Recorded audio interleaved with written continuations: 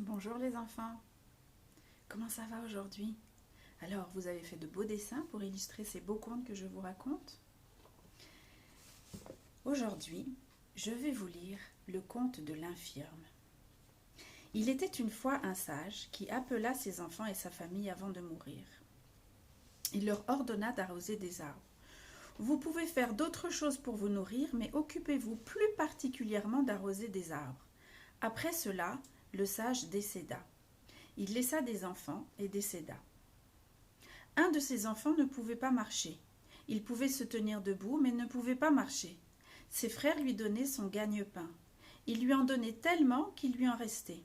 Ce fils, qui ne pouvait pas marcher, regroupa ce qui lui restait de sa subsistance jusqu'à ce qu'il lui restât une certaine somme. Il réfléchit et se dit : « Pourquoi ai-je besoin de recevoir d'eux ce qui m'est nécessaire ? Ce serait bien que je commence à tenir un commerce. » Comme il ne pouvait pas marcher, il décida de louer un chariot, de prendre un homme de confiance et un cocher avec lesquels il voyagerait à Leipzig. Leipzig est une ville d'Allemagne à la frontière de la Pologne.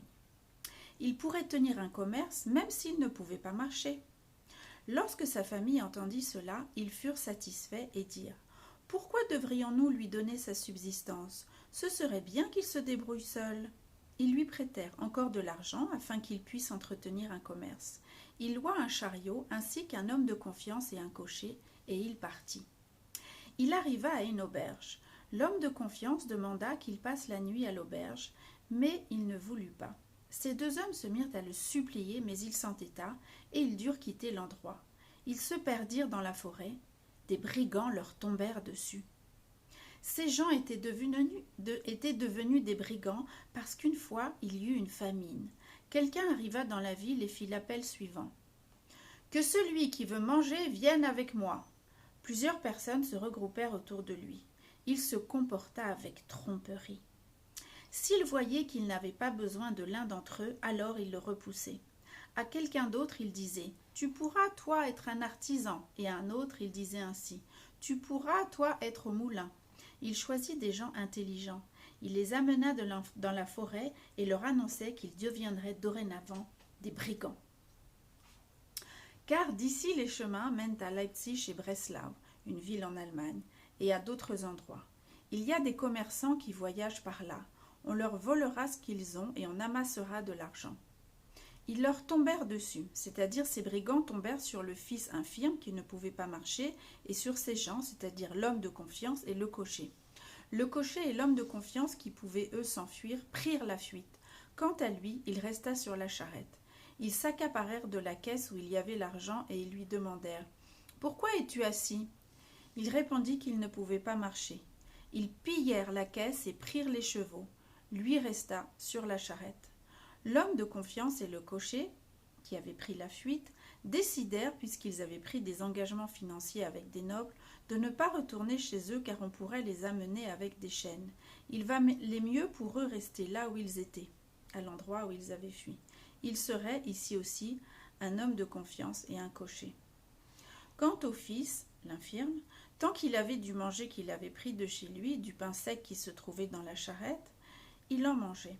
Ensuite, il n'en resta plus, et qu'il n'avait plus à manger, il réfléchit et décida quoi faire.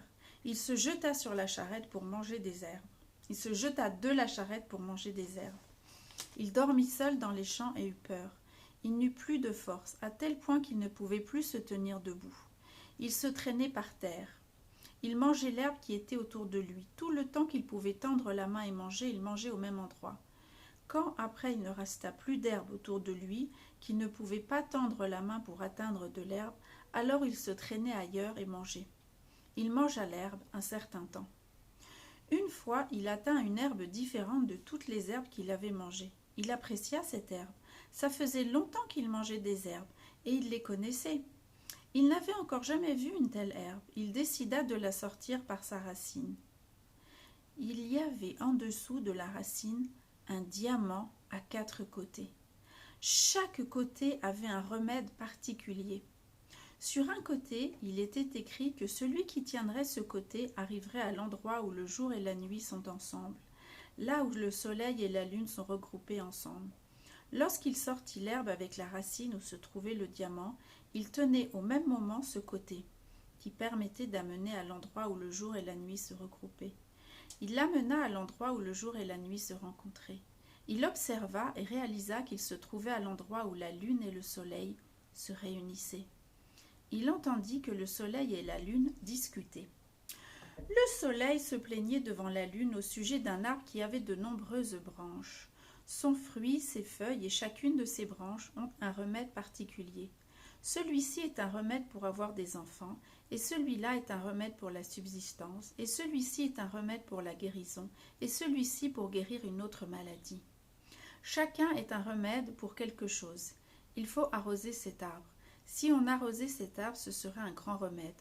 Non seulement je ne l'arrose pas, mais plus encore, du fait que j'envoie mes rayons sur lui, je le dessèche. La lune répondit à son tour. Tu t'inquiètes pour les autres, je vais te raconter ce qu'il en est de moi. J'ai 1000 montagnes. Autour des 1000 montagnes, il y a encore 1000 montagnes. Là-bas est l'endroit des démons. Les démons ont des pieds de poule. Ils n'ont pas de force dans leurs pieds et puisent leur force dans mes pieds. C'est pour cela que je n'ai pas de force dans mes pieds. J'ai une poussière qui est une guérison pour mes pieds. Un vent arrive et emporte la poussière. Le soleil répondit avec étonnement. Ne t'inquiètes-tu que pour cela? Je vais te dire quelle sera ta guérison. Il y a un chemin qui se divise en plusieurs chemins. Il y a un chemin pour les justes. Même un juste qui se trouve ici, on répand sous lui de cette poussière qu'il y a dans ce même chemin, sous chacun de ses pas. À chaque fois qu'il fait des pas, il marche sur cette poussière. Il y a également un chemin d'hérétique. Même un hérétique qui se trouve ici, on disperse sous chacun de ses pas cette poussière. Puis il y a un chemin qu'empruntent les fous. Même un fou qui se trouve ici voit cette poussière éparpillée sous chacun de ses pas. De la même façon, il y a encore plusieurs chemins. Il y a encore un chemin sur lequel vont les justes qui reçoivent sur eux des souffrances. Des seigneurs les amènent enchaînés et ils n'ont pas de force dans leurs pieds. On place alors sous leurs pieds de cette poussière et ils reçoivent ainsi de la force dans leurs pieds. C'est pour cela que tu t'y rendras, car il y a là-bas beaucoup de poussière et tes pieds pourront guérir.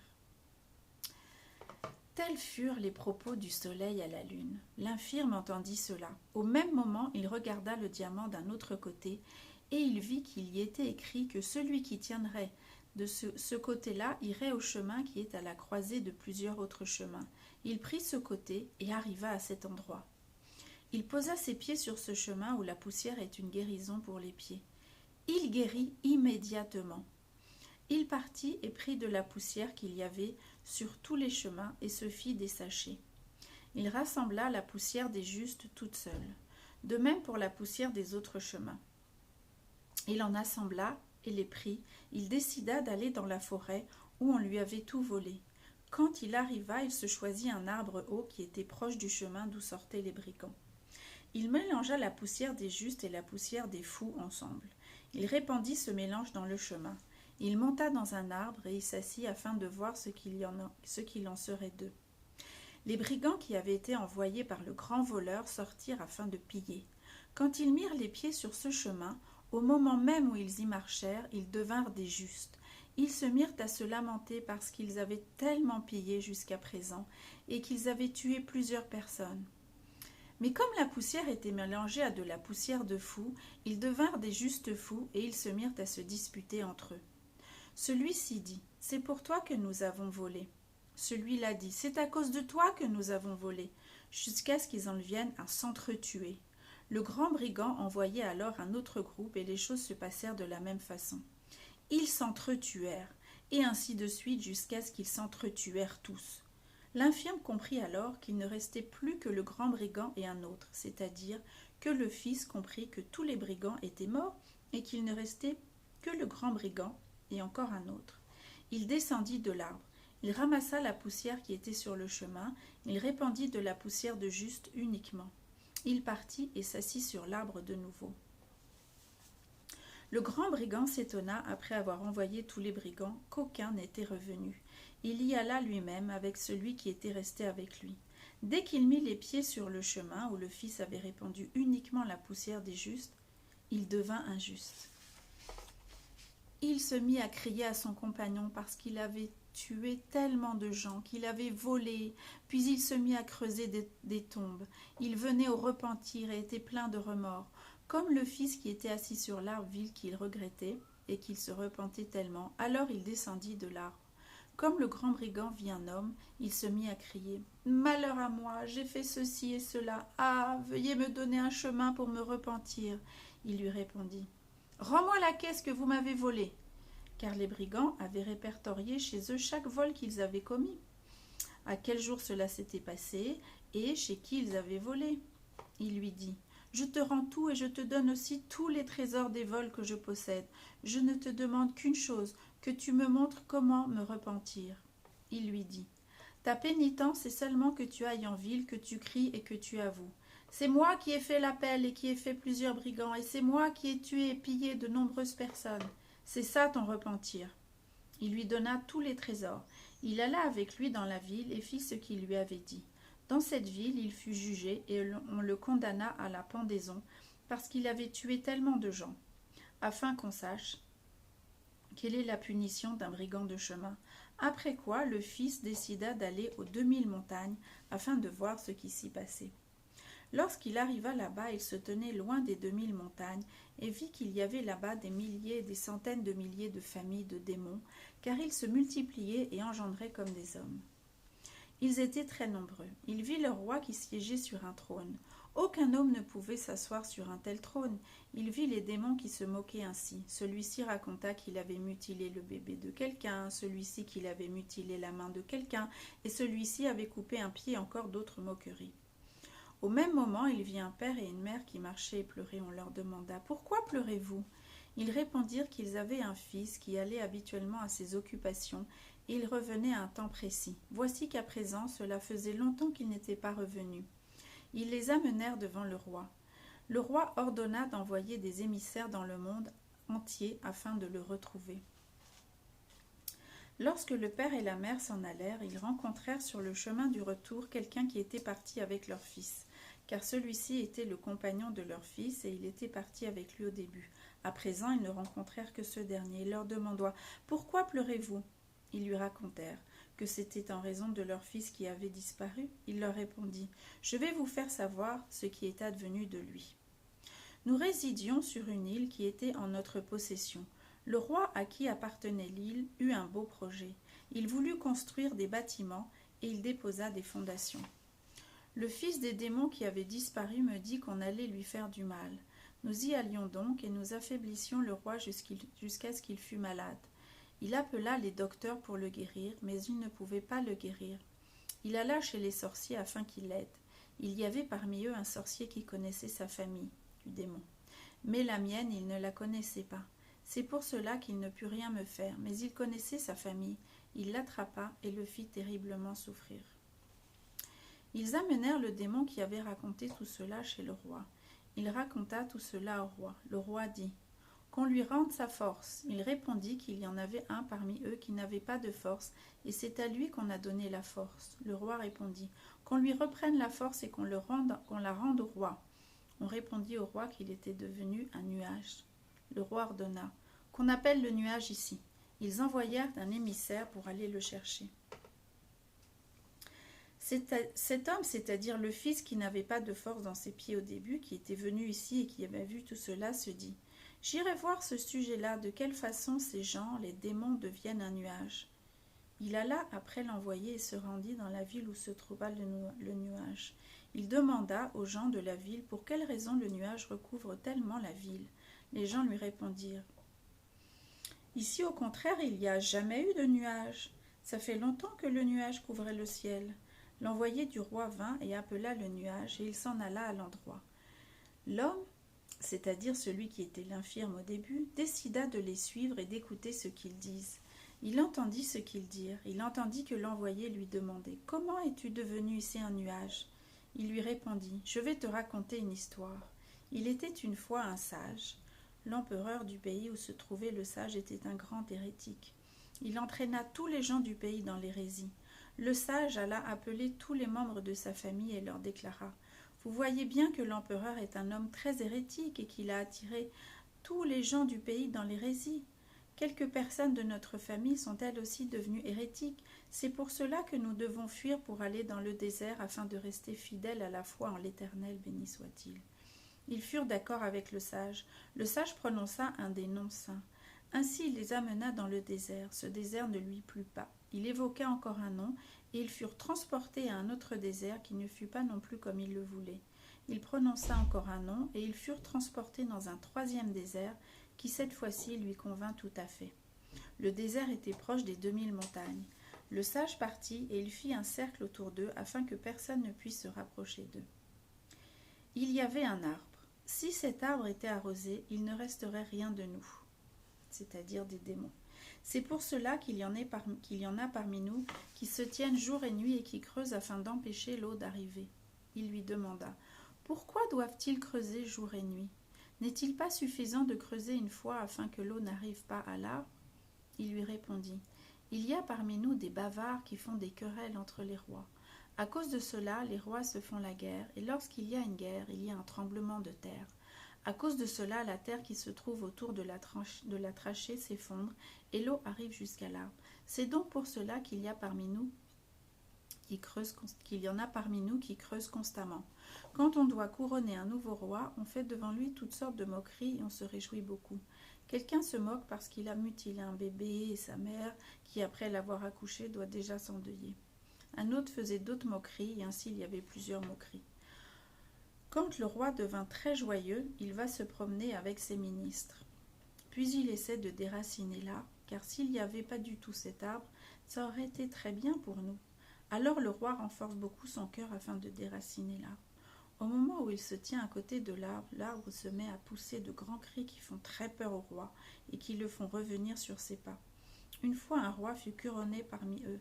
On se mit alors à faire beaucoup de moqueries devant lui. Cela réjouit beaucoup le roi et il renforça beaucoup son cœur. Il déclara qu'il arriverait alors à déraciner complètement l'arbre.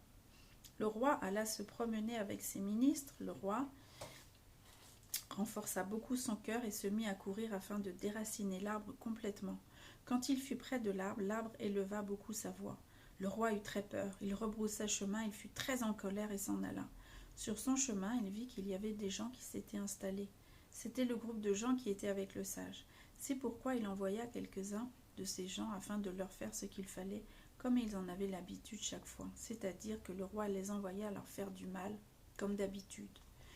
Lorsque les membres de la famille du sage virent les démons, ils furent effrayés. Le vieillard leur dit « N'ayez pas peur !» Lorsque les démons vinrent pour se rapprocher d'eux, ils ne purent le faire en raison du cercle qui les entourait. Il envoya d'autres émissaires. Eux non plus ne purent se rapprocher. Le roi fut très en colère et il s'y rendit lui-même. Lui aussi ne put se rapprocher d'eux. Il demanda au vieillard de le laisser entrer dans le cercle. Le vieillard lui dit « Puisque tu me le demandes, je vais te laisser entrer. Mais ça ne se fait pas de laisser le roi venir tout seul. C'est pourquoi je vais te laisser avec quelqu'un d'autre. » Il leur fit une ouverture et ils pénétrèrent dans le cercle. Puis il ferma le cercle. Le roi lui dit alors « Comment as-tu l'audace de venir t'installer chez nous ?» Le vieillard répondit « Pourquoi est-ce donc chez toi? Cet endroit est à moi. » Le roi des démons lui dit « N'as-tu pas peur de moi ?» Le sage répondit « Non. » Le roi lui dit « N'as-tu vraiment pas peur ?» Et le roi des démons devint gigantesque jusqu'au ciel. Il voulut l'avaler. Le vieillard dit « Malgré cela, je n'ai pas du tout peur. Mais si je veux, je peux faire en sorte que toi, tu aies peur de moi. » Il se mit à prier un peu. À la suite de cela, un grand nuage apparut. Il y eut alors de grands coups de tonnerre qui sont mortels pour les démons. Tous les ministres qui l'accompagnaient succombèrent en raison du tonnerre. Il ne resta que le roi et celui qui était entré avec lui dans le cercle. Le roi demanda au vieillard de faire cesser le tonnerre. Il l'arrêta. Le roi répondit « Puisque tu es un tel homme, je vais te remettre un livre dans lequel sont inscrites toutes les familles des démons. Car il y a des Baal et Shemot qui ne connaissent qu'une famille. Même dans cette famille qu'ils connaissent, ils ne connaissent pas tous les membres de la famille. Je vais te remettre un livre dans lequel se trouvent toutes les familles de démons. Car chez le roi, tous les démons sont inscrits. Même si un démon vient de naître, il est inscrit chez le roi. » Le roi envoya le démon qu'il avait accompagné afin d'amener le livre, c'est-à-dire que le roi des démons envoya l'autre démon qui était avec lui dans le cercle pour aller chercher le livre. Il se trouve que le vieillard avait bien fait de le laisser entrer avec quelqu'un d'autre, sinon, qui le roi aurait-il envoyé? Il lui remit le livre. Il ouvrit le livre et vit que des milliers et des dizaines de milliers de démons y étaient inscrits. Le roi jura au vieillard qu'il ne ferait aucun mal à toute la famille. Il ordonna au vieillard de fournir tous les portraits des membres de sa famille. Même s'il naissait un bébé, il devrait immédiatement amener son portrait afin qu'on ne fasse aucun mal à aucun des membres de la famille du vieillard. Plus tard arriva le moment où le vieillard devait décéder. Il appela ses enfants et leur ordonna « Je vous laisse ce livre, vous voyez que je peux utiliser ce livre en toute sainteté. Cependant, je n'en ai fait aucun usage, parce que j'ai toujours eu uniquement la foi en Dieu, béni soit-il. Vous aussi n'en faites aucun usage, et même s'il se trouve quelqu'un parmi vous qui pourra l'utiliser en toute sainteté malgré cela, qu'il n'en fasse aucun usage, et qu'il ait seulement la foi en Dieu, béni soit-il. » Le sage décéda. Le livre arriva en héritage à son petit-fils. Il pouvait l'utiliser en toute sainteté. Cependant, comme il avait foi en Dieu, béni soit-il, il n'en fit aucun usage comme l'avait ordonné le vieillard. Il y a parmi les démons des bavards qui allèrent inciter le petit-fils du vieillard ainsi.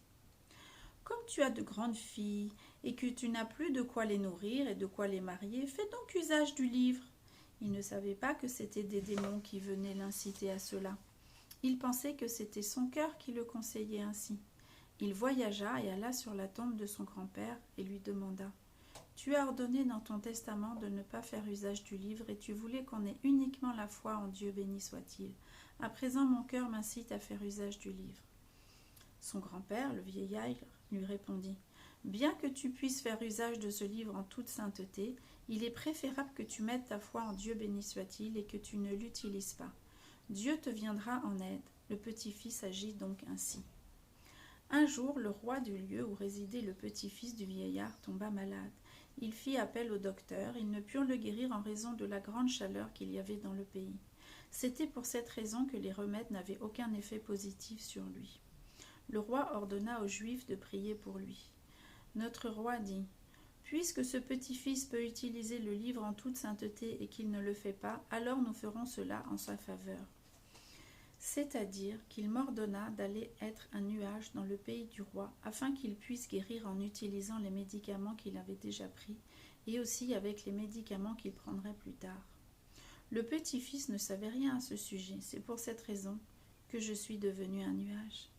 Tels furent les propos du nuage à l'envoyé. Quant au fils, c'est-à-dire celui qui n'avait pas de force dans ses pieds au début, il alla après eux et écouta. Les démons amenèrent le nuage devant leur roi. Le roi ordonna qu'on lui prenne la force et qu'on la rende au roi. Ils rendirent sa force au roi. Le fils des démons rentra chez lui, torturé et très affaibli. Il avait été beaucoup torturé là-bas. Il fut très en colère contre le sorcier qui l'avait torturé. Il ordonna à ses enfants et à sa famille qu'ils soient tout le temps à l'affût de ce sorcier.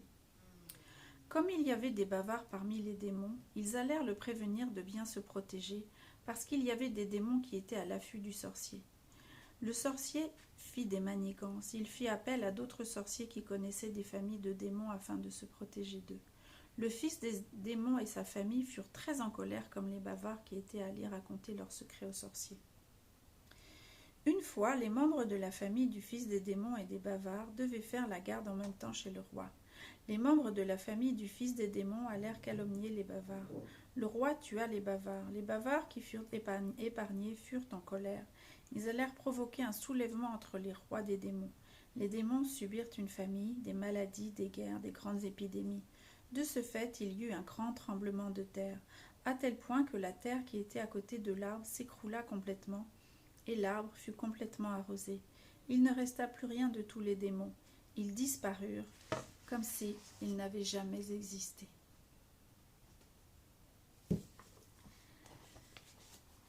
Il y a beaucoup de thèmes que tu peux dessiner à propos de ce conte. L'arbre qu'on arrose, la charrette, l'infirme sur la charrette, les brigands dans la forêt. Voilà, je suis impatiente de voir les dessins. À très bientôt.